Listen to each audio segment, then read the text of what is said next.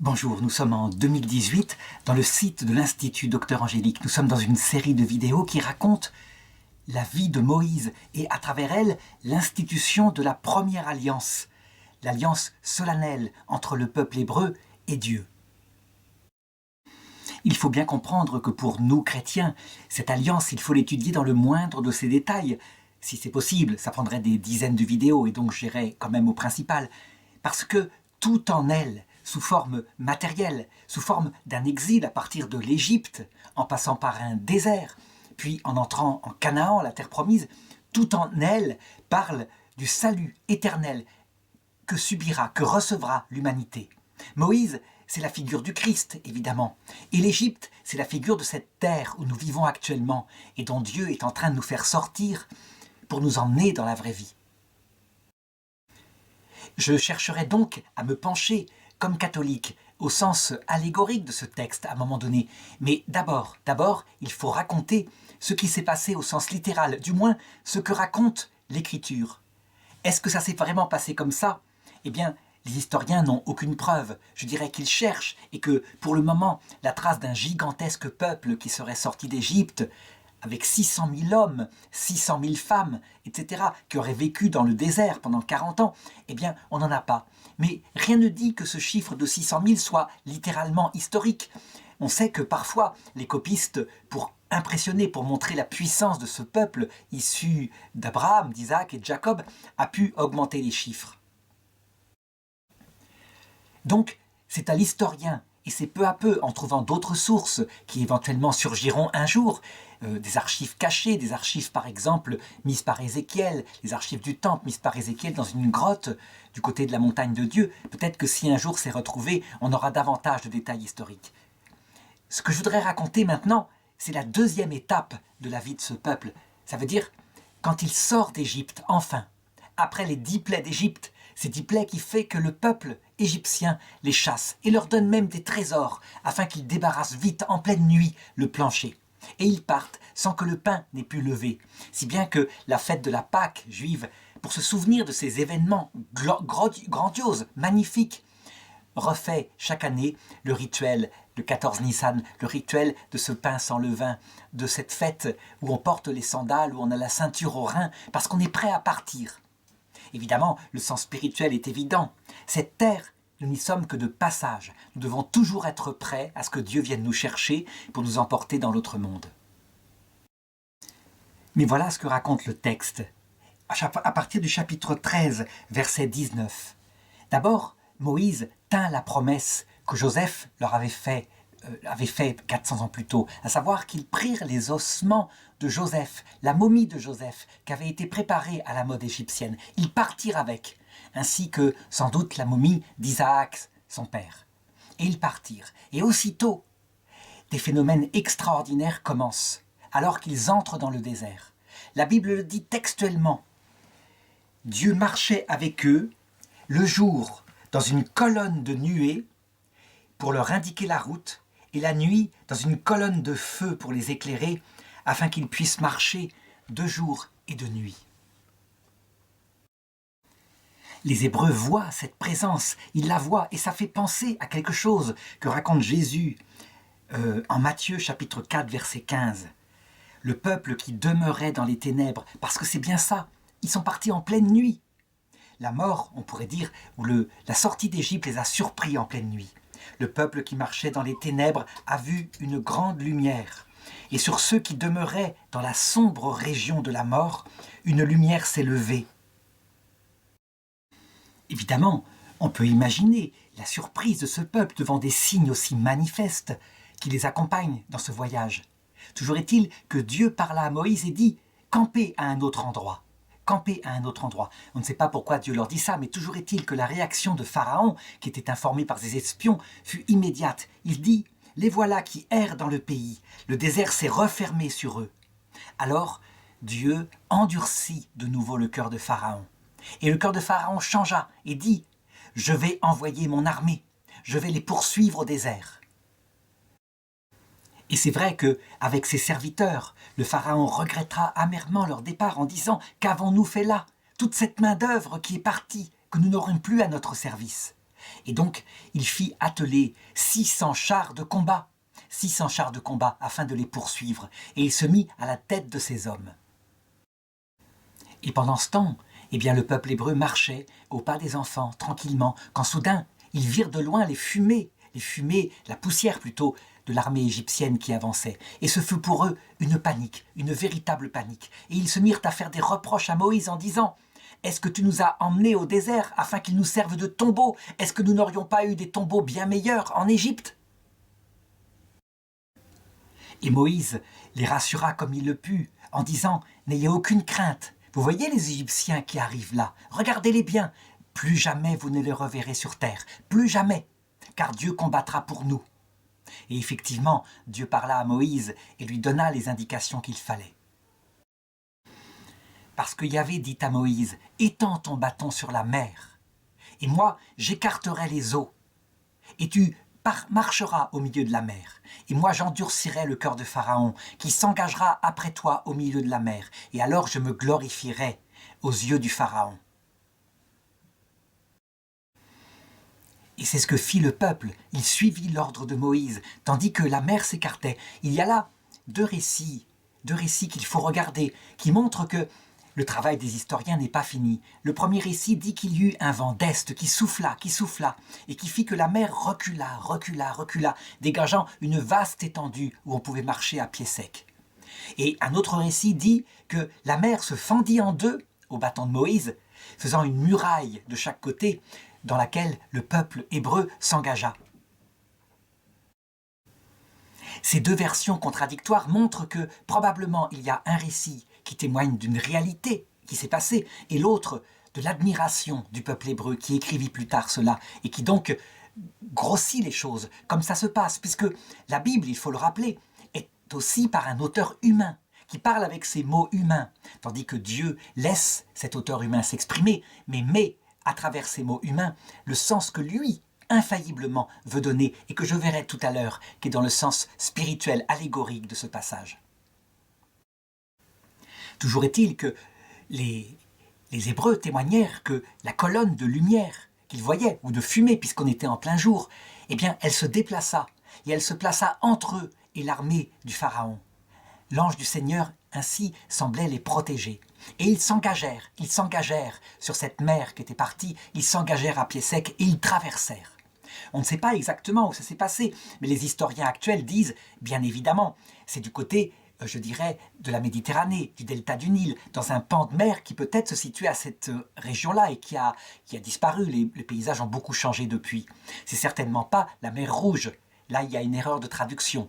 C'est plutôt donc beaucoup plus vers le nord, donc le long de la côte méditerranéenne, que se sont passés ces événements. Et donc le peuple hébreu marcha toute la nuit, et la nuée était ténébreuse, mais elle était là, et les Égyptiens ne purent jamais approcher le peuple hébreu de toute la nuit. Et lorsque la journée arriva, le peuple hébreu arriva sur la terre et sortit de la mer.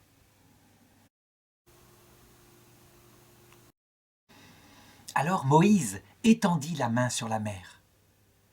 Et les eaux commencèrent à refluer, à reprendre leur place. Pendant ce temps, dans l'armée du Pharaon, c'était un peu la débâcle et la catastrophe, parce que les roues des chars semblaient s'enfoncer, ne plus pouvoir avancer. Ils n'arrivaient plus à manier leurs chars. Peut-être qu'il y avait des sables mous qui fait que, évidemment, ça s'enfonçait comme ça. Toujours est-il que ça commença à être la panique chez eux. Et puis la mer revint brutalement et les recouvrit. Et ils périrent tous, il n'y eut pas un seul survivant, raconte la Bible. Ce fut un véritable désastre. Et les Hébreux virent, le lendemain, les cadavres des Égyptiens qui étaient rejetés par la mer sur le rivage. Devant un tel prodige, effectivement, Dieu avait combattu pour eux, il n'avait pas eu à lever la main contre les Égyptiens. Eh bien, le peuple se mit à craindre Dieu dans le sens de l'admiration, mais aussi de la peur devant un Dieu si puissant. D'ailleurs, un des Hébreux composa une hymne dont je voudrais lire quelques extraits et qui manifeste un petit peu ce que Dieu révéla à ce peuple ce jour-là. Il se trouve dans le livre de l'Exode au chapitre 15. « Je chante pour Yahvé, parce qu'il s'est couvert de gloire. Il a jeté à la mer cheval et cavalier. Yahvé est ma force et mon chant.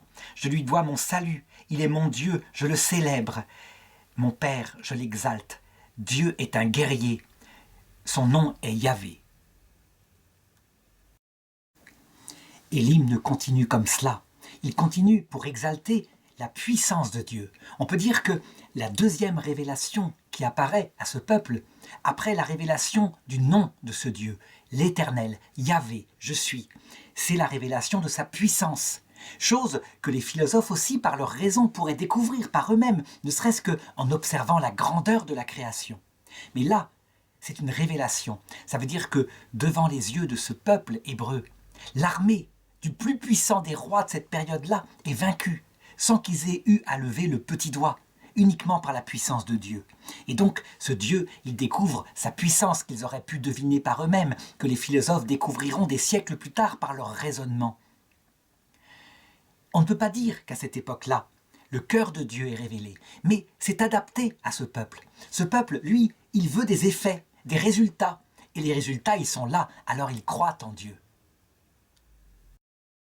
Donc il faut se garder de voir ici la révélation du cœur de Dieu, de la charité, de la possibilité de l'aimer, ou même de son humilité qui paraîtra à la croix.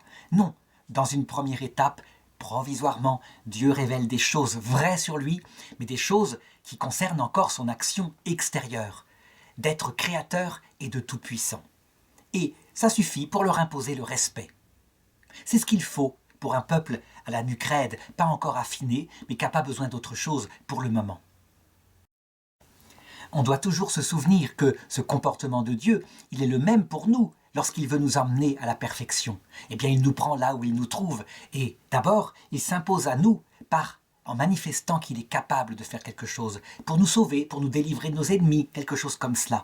Quelquefois, quand nous sommes plus sensibles, par sa présence intime, par un plaisir à l'intérieur. Mais peu importe, il s'adapte de manière à nous mener, étape par étape, à une charité parfaite. Eh bien, l'histoire du peuple hébreu raconte les débuts de cette conversion. Ça, c'était l'hymne des hommes composé par Moïse et Aaron. Quant à Myriam, la sœur de Moïse, la sœur d'Aaron, elle aussi, avec les femmes, elle prit un tambourin et elle chanta aussi la gloire de Dieu en disant « Chantez pour Dieu, car il s'est couvert de gloire. Il a jeté à la mer cheval et cavalier. » Alors, avant d'aller plus loin, ce passage étant tellement important, il me faut analyser ce qui s'est passé au sens littéral. Eh bien, les historiens ont cherché, et peut-être ont-ils eu une idée de ce qui a pu se passer, puisque, on l'a vu dans le précédent récit sur les 10 plaies d'Égypte, 9 d'entre elles sont en fait des phénomènes naturels que Dieu fait arriver à sa volonté au moment où il le veut, de telle façon que c'est Moïse qui semble les commander. Eh bien, certains se sont dit, on dirait manifestement un événement qui s'est produit historiquement, à savoir cette colonne de fumée qu'il voit pendant la journée, cette colonne de feu qu'il voit pendant la nuit, qui est au large, dans la mer. Est-ce que ça ne serait pas l'explosion du fameux volcan de Santorin, du côté de la Grèce, un volcan gigantesque qui fit une explosion si terrible qu'il anéantit. Cette explosion anéantit une île tout entière avec une civilisation minoenne qui était dessus. Et c'est vrai que si c'est ça, on pourrait aussi voir le reflux de la mer, très loin, comme étant, je dirais, le tsunami, le raz-de-marée qui se produisit suite à l'effondrement du volcan dont il ne reste maintenant, il faut regarder sur une carte, il ne reste que le cratère englouti. Et voici la carte et l'endroit où le volcan de l'île Santorin a explosé vers 1500 avant Jésus-Christ. Si Dieu s'est servi d'un phénomène naturel qui s'est passé à ce moment-là, et qu'il s'en est servi pour manifester sa puissance, pourquoi pas? L'essentiel, et ce qui manifeste, je dirais, l'intervention de Dieu, c'est que ça arrive au moment où il le faut, au moment où le peuple hébreu passe la mer qui s'est retirée, au moment où où l'armée égyptienne entre dans la mer et est engloutie.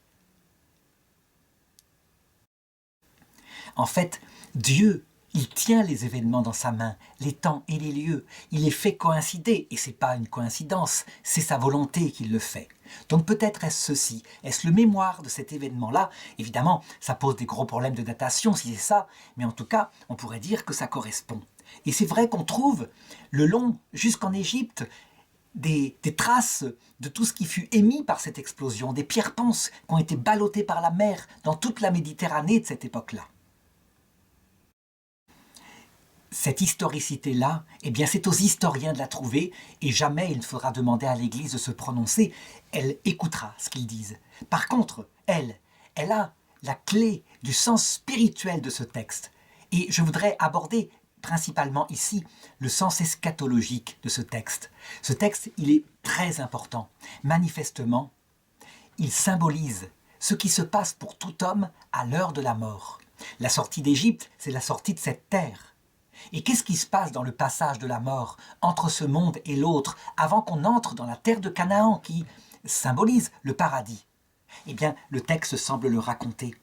Il se passe des événements qui ne sont plus de cette terre. C'est comme si le surnaturel surgissait. Une grande lumière transparaît. Et cette lumière, elle nous protège. Tandis que des attaques violentes venant des démons se produisent encore pour essayer, si possible, de nous entraîner dans la mort. La foi catholique affirme que, dans les tentations du démon qui se produiront dans le passage de la mort, eh bien, jamais Dieu ne permettra qu'il nous tente au-delà de nos forces. Et c'est vrai, Dieu combat pour nous. Ça veut dire que, dans ce passage, la moindre confiance qu'on fait à Dieu, eh bien, il est là, près de nous. Et si on doit affronter l'ange des ténèbres qui nous manifeste notre péché pour nous entraîner dans le désespoir ou avec lui dans sa révolte, il y a toujours la présence du Christ qui est là, tout près. Et nous l'invoquons, et aussitôt il vient à notre secours, et le démon est balayé. Un texte de 2 Thessaloniciens raconte comment ce retour du Christ fera disparaître l'Antéchrist par la puissance du souffle de sa venue. Eh bien, c'est ce que semble raconter ce texte, et donc, pour ceux qui sont au courant, qui veulent imiter Moïse, la confiance en Dieu dans le passage de la mort doit être totale, même si les événements sont surprenants. Tandis que, pour les autres, ceux qui ne connaissent pas encore le Christ, qui ne connaissent pas encore ce qui se passe, il faut qu'ils se mettent sous la protection de Moïse, parce qu'ils verront en acte à quel point ils sont délivrés de toutes leurs craintes dans ce passage.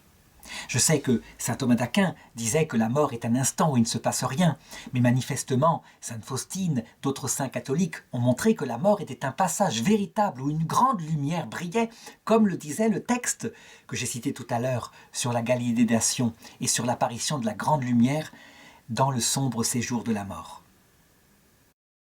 Ce que ce texte nous apprend aussi, c'est que ce passage-là de la mort constitue une véritable deuxième étape de notre purification. Certes, il y a la vie sur terre avec le dur esclavage, dans une terre qui en même temps nous plaît quelque part. Mais le passage de la mort, là, en l'occurrence, Dieu nous éduque à faire confiance en sa puissance. Est-ce que ça veut dire que tous les hommes, instantanément, en voyant de tels faits et sa lumière resplendir, lui font confiance? Bien sûr que non. Ce que nous nous sommes fait dans la première étape, à savoir la vie terrestre, eh bien nous continuons de nous le faire dans le passage de la mort, qui n'est pas encore après la mort. Et donc, je voudrais raconter la suite du texte qui manifeste un petit peu ce qui s'est passé et ce qui se passera sans doute pour beaucoup d'entre nous à l'heure de la mort. En effet, après cette grande exaltation, il se retrouve vivant. Et c'est un peu ce qu'on peut ressentir quand on croyait peut-être aller dans le néant et qu'on se retrouve vivant dans le passage de la mort. Eh bien, après cette grande exaltation, Moïse les dirigea, les envoya, et ils marchèrent dans le désert. Ils marchèrent 3 jours, sans trouver d'eau. Et le 3e jour, enfin, ils trouvèrent une source. C'était la source de Mara, qui signifie en hébreu amertume. Et ils ne purent en boire, tellement l'eau était amère, imbuvable. Alors le peuple se mit à crier contre Moïse et à récriminer contre Dieu, en disant « Est-ce que tu n'aurais pas pu plutôt nous faire mourir au désert plutôt que nous amener ici où cette eau est tellement amère qu'on ne peut pas en boire ?» On peut dire que, après avoir manifesté si grandiosement sa puissance, eh bien Dieu met à l'épreuve son peuple. Et son peuple ne passe pas l'épreuve. Il récrimine, il ne croit pas. Ce peuple ne croit que quand il voit les résultats. Et quand il n'y a pas encore les résultats, qu'il y a juste une épreuve, eh bien, il doute. Dieu indiqua à Moïse quelques bâtons pour qu'il les jette dans l'eau, afin que l'eau devienne buvable. Et c'est ce que fit Moïse, et l'eau devint buvable. N'empêche que le peuple hébreu récrimina contre Dieu après avoir vu sa puissance aux eaux de Mara. Voici une carte reconstituée de l'exil du peuple hébreu dans le désert durant 40 ans. Et Dieu fut patient avec ce peuple en lui disant « Si tu écoutes bien la voix de Yahvé ton Dieu, et si tu fais tout ce qui est droit à ses yeux, si tu prêtes l'oreille à ses commandements et observes toutes ses lois, tous les maux que j'ai infligés à l'Égypte, je ne te les infligerai pas. » Qu'est-ce que ça signifie au sens spirituel? Eh bien, quand on se tourne vers Dieu, qu'on l'adore comme l'unique, tous les maux qui prennent les gens de la terre, à savoir l'angoisse d'une vie qui n'a pas de sens, ces maux ne nous frappent pas. On franchit ces épreuves en sachant que Dieu les a entre ses mains, en lui faisant confiance, et évidemment, on en sort victorieux. Et Moïse continua de les diriger, et ils marchèrent 2 mois et demi en passant par une oasis, puis en traversant le désert. Au bout de ces 2 mois et demi, eh bien, le peuple de nouveau se mit à récriminer contre Moïse et contre Dieu, en disant que nous étions bien en Égypte, là-bas nous avions de la viande à manger tous les jours. Peut-être que c'était un peu dur, mais nous avions à manger, et il y avait les oignons d'Égypte. Et ils se mirent à regretter d'avoir quitté l'Égypte et d'avoir suivi Moïse. Alors Dieu dit à Moïse, « Je vais faire tomber pour eux du ciel un pain descendu du ciel qui pourra les nourrir. » Chaque jour, ou plutôt chaque matin, ils verront ce pain descendu du ciel et ils pourront en ramasser. Et ce qu'ils n'auront pas consommé se perdra. Ils devront en ramasser le lendemain, sauf le jour du sabbat, où ils trouveront pour 2 jours de pain. Et alors, ils n'auront pas à travailler le jour du sabbat. Lorsque les Hébreux se levèrent de matin, qu'ils virent cette espèce de rosée un peu croustillante, ressemblant un peu à du pop-corn quelque part, mais plus fin, eh bien, ils le goûtèrent. Et c'était avec un goût très doux. Et ils dirent « manou », ça veut dire « qu'est-ce que c'est » en hébreu. Et c'est ainsi qu'on l'appela la manne, ce pain descendu du ciel pour les nourrir dans le désert. On peut vraiment dire que Dieu les comblait de signes pour les aider à franchir cette épreuve. Il leur dit même « Et je ferai tomber de la viande aussi. Vous pourrez manger de la viande, vous n'aurez pas que du pain, vous aurez de la viande. » Et à un moment donné, Moïse leur montra dans le désert. Et voici que dans la nuée, la gloire du Seigneur apparut et qu'ils purent la voir sous forme d'une fumée. Seulement, ce n'était pas seulement des paroles. Voici que le soir tomba et qu'il s'abattit sur le camp un vol immense de cailles. Ils tombèrent, venant de la mer, sans doute des cailles en train de migrer et qui étaient épuisées par une tempête. Et ils purent les ramasser et ils purent en manger. Ils mangèrent de la viande à satiété ce jour-là. Et le peuple mangea, et il mangea aussi avec de la manne. Et certains qui n'avaient pas écouté Moïse en ramassèrent des réserves au cas où. Et voilà que le lendemain, les vers s'étaient mis dans leurs réserves. Et donc ils virent que ce qu'avait dit Moïse était vrai. On peut dire que Dieu multipliait les signes pour eux, et pourtant, dès qu'arrivait l'épreuve, ils ne croyaient pas. Qu'est-ce que ça signifie au sens moral, puisque ce peuple hébreu est l'image de notre âme? Eh bien, c'est très simple. Lorsque nous découvrons le Seigneur, que nous nous convertissons à lui, souvent, au début, nous sommes comblés de signes qui arrivent de tous les côtés, des paroles de l'Écriture qui correspondent exactement à notre situation, des rêves la nuit, des petites coïncidences frappantes. Nous les notons et nous y croyons. Et puis, dès qu'arrive un petit peu l'épreuve, nous nous disons « est-ce que c'est pas mon imagination ?» etc. Et nous nous mettons à ne plus y croire. Et Yahvé dit à Moïse « Jusqu'à quand refuserez-vous d'écouter mes commandements et mes lois ?» Et pendant tout leur séjour au désert, ils mangèrent de ce pain. Ils en gardèrent même une réserve, un gomorre, pour mettre dans l'arche d'alliance qui fut construite beaucoup plus tard, afin que les descendants puissent voir le pain du ciel que Dieu leur avait donné dans le désert. Évidemment, pour les chrétiens au sens spirituel, c'est évident. C'est le temps que nous ne voyons pas encore le Christ nous apparaître dans sa gloire. c'est le pain de la terre, le pain du voyage, l'Eucharistie qu'il a laissé, et que nous pouvons, je dirais, consommer jour après jour, et le laisser subsister dans notre cœur par la prière. Ce pain du ciel qui nourrit l'âme était symbolisé par cette manne qui nourrissait leur corps dans le désert et qui venait de Dieu, puisque ça ne se conservait, comme l'avait dit Dieu, que dans la journée pour leur subsistance quotidienne. Et le peuple hébreu, conduit par Moïse, continuait de marcher dans le désert. Et à un moment donné, de nouveau, l'eau manqua. Ils arrivèrent près des eaux de Mériba. Et là, voici que la source était vide. Il n'y avait pas de quoi boire. Alors le peuple aussitôt se remit à récriminer contre Moïse, et ils étaient prêts à le lapider. « Pourquoi nous as-tu fait quitter l'Égypte si c'est pour nous faire mourir au désert ?» Alors Dieu dit à Moïse, « Prends le bâton qui t'a servi à ouvrir la mer. Prends le bâton qui t'a fait faire les prodiges en Égypte. Et là, je t'indiquerai le rocher, et tu frapperas le rocher, et il leur sortira de l'eau, et le peuple pourra boire. »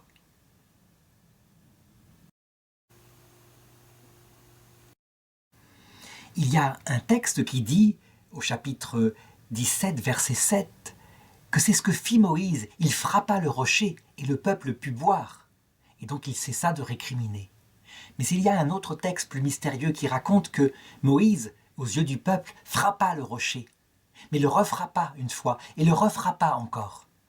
Tout simplement parce qu'il douta lui aussi. Comment l'eau pourrait-elle sortir d'un rocher? Et alors l'eau sortit du rocher.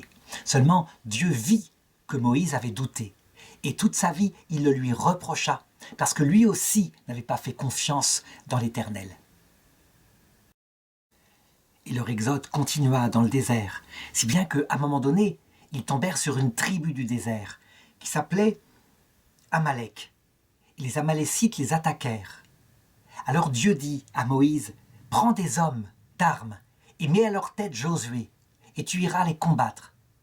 Quant à toi, monte sur la montagne, et là, tu étendras les mains, et tu prieras pour que la victoire soit avec eux. » Et c'est ce que fit Moïse. Et lorsque Moïse étendit les mains, et qu'il se mit à prier pour le peuple, eh bien, le peuple gagnait contre les Amalécites. Mais lorsque, fatigué d'avoir les mains étendues en croix, eh bien, elles retombaient. À ce moment-là, les Amalécites reprenaient le dessus. Si bien que les compagnons qui étaient avec Moïse se dirent « Il faut qu'on tienne ses mains étendues ». Et donc ils firent des cales avec des pierres afin que ses mains puissent tenir sans qu'il se fatigue. Et c'est ainsi que la victoire fut donnée sur les Amalécites. Dieu dit à Moïse d'écrire cela dans un livre afin que les Hébreux et les générations suivantes en gardent le souvenir. Et c'est ce que fit Moïse. Je l'ai dit, certains contestent le fait qu'il y ait des traces écrites de cette époque-là que le peuple hébreu ait pu garder. En fait, c'est tout à fait possible. L'écriture, c'était quelque chose qui existait en Égypte, et rien n'empêche que Moïse lui-même ait pu écrire pour garder des souvenirs. On voit qu'il y a effectivement dans ce texte plusieurs sources qui ont été recollées ensemble. Donc il y a un travail de rédaction qui ne peut pas venir de Moïse puisque sa mort est racontée à la fin du texte. Il n'empêche, nier la présence de sources contemporaines de ce qui s'est passé, c'est aussi abusif.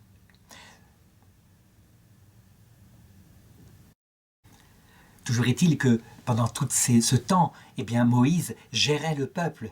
Et puis il y avait à exercer la justice quand il y avait des conflits entre des personnes du peuple. Alors il jugeait seul. Et c'est à cette période-là que Jéthro, son beau-père, entendit parler de ce que Dieu avait fait pour Moïse et pour le peuple hébreu. Si bien qu'il quitta sa patrie et il vint avec la femme de Moïse et aussi ses 2 fils, dont un d'ailleurs était né après l'Exode. Eh bien, il vint rejoindre Moïse à son camp. Et là, quand Moïse le vit arriver avec sa femme Sipora et ses 2 fils, eh bien, il se prosterna devant lui.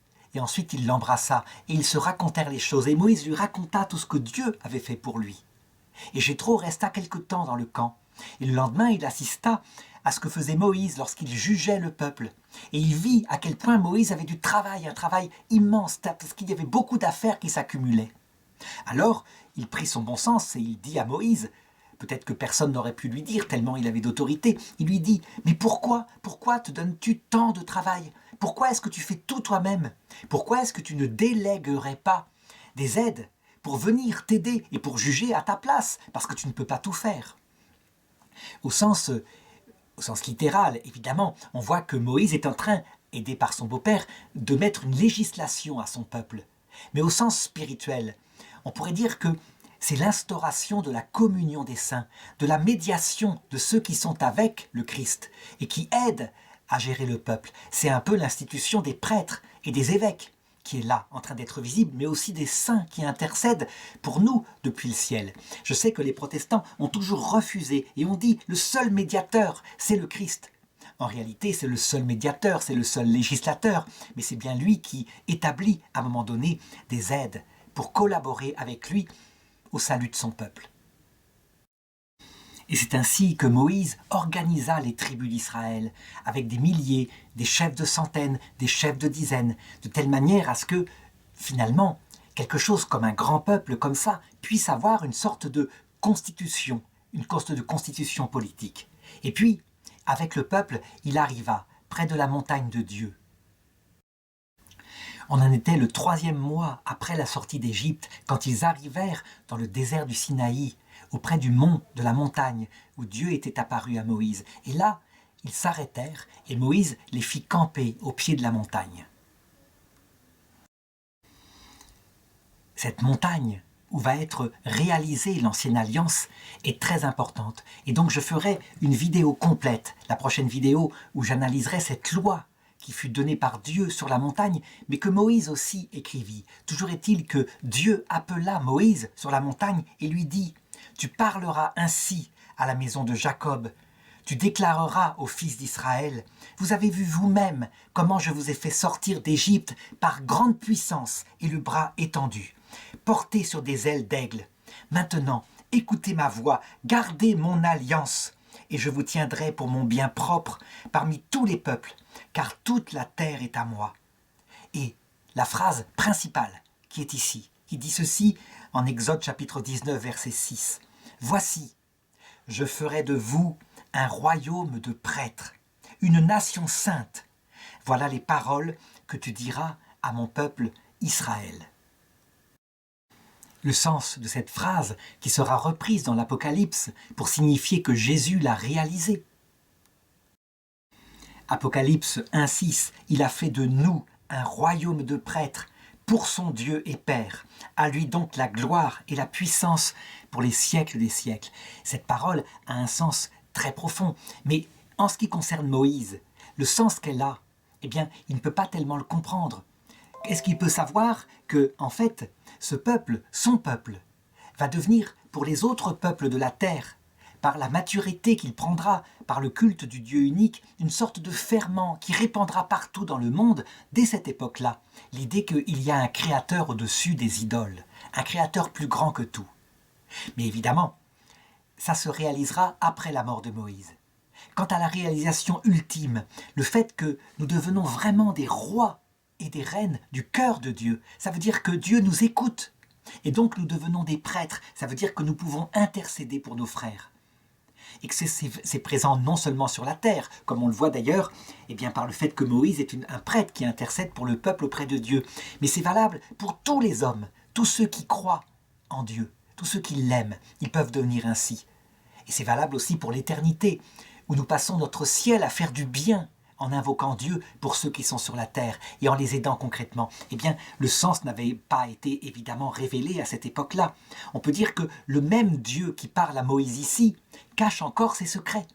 Et il viendra les révéler dans leur profondeur, non seulement en se faisant homme par Jésus-Christ, mais, je dirais, après, en envoyant son Saint-Esprit, qui donnera à son Église de comprendre de plus en plus le côté essentiel de cette phrase, avec en particulier la Vierge Marie, une toute petite femme, mère de Jésus-Christ, mère de Dieu donc, et qui devient la reine du cœur de Dieu dans l'autre monde, au point que, parce qu'elle s'est fait plus petite que tous, parce qu'il a façonné son cœur, au point qu'elle dirige les anges pour nous aider vers le salut.